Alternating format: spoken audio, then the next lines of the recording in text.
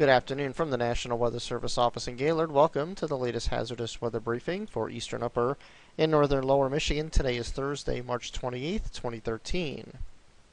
The main hazards upcoming over the next 5 to 7 days will mainly come after this weekend. We do see a quiet couple of days coming up, Friday and at least the first half of Saturday. And then a cold front, or actually a pair of cold fronts, will be coming in from the west and northwest.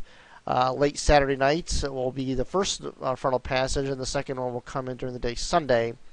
And then it's going to be bringing in much colder temperatures, actually temperatures that are more typical of February, to start off the first day of April. And we will be seeing windy conditions and lake effect snow showers to go along with it.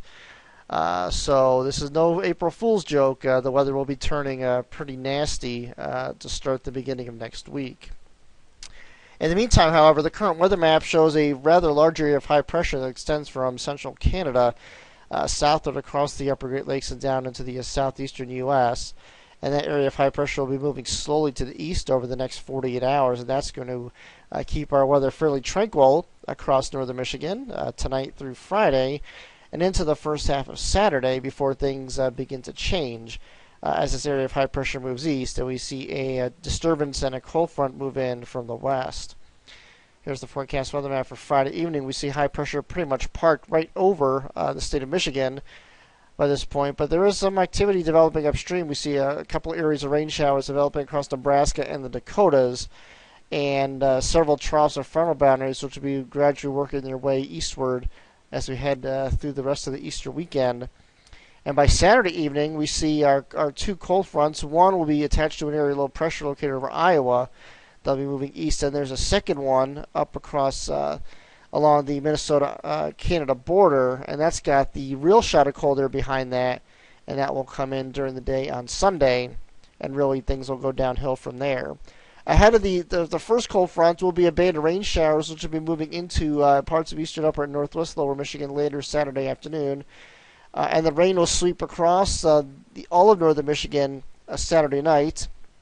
And we could see rain change over to snow, at least across parts of eastern upper Michigan and possibly even across the higher terrain in northern lower Michigan.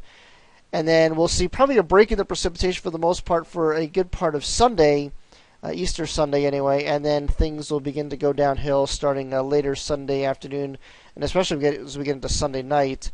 Here's the forecast map for Easter Sunday. And we see the trough and the initial cold front come through late Saturday night, early Sunday morning, and the second one comes in Sunday afternoon.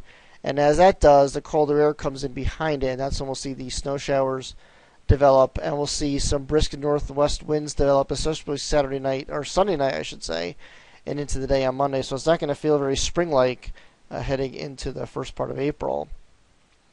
But in the meantime, the next couple of days should be fairly quiet. Our next weather maker will move in Saturday afternoon, especially into parts of eastern upper northwest lower Michigan with some rain showers. And then as the cold air filters in as the day goes on Sunday, we'll see precipitation change over all snow showers, especially into Sunday night. And that's when things will really start to go downhill as the colder air moves in and the winds begin to ramp up from the northwest. So a fairly nasty start to April expected early next week. That concludes this hazardous weather briefing for this afternoon. Thank you for listening in. The next update can be expected around 5 a.m. Friday morning.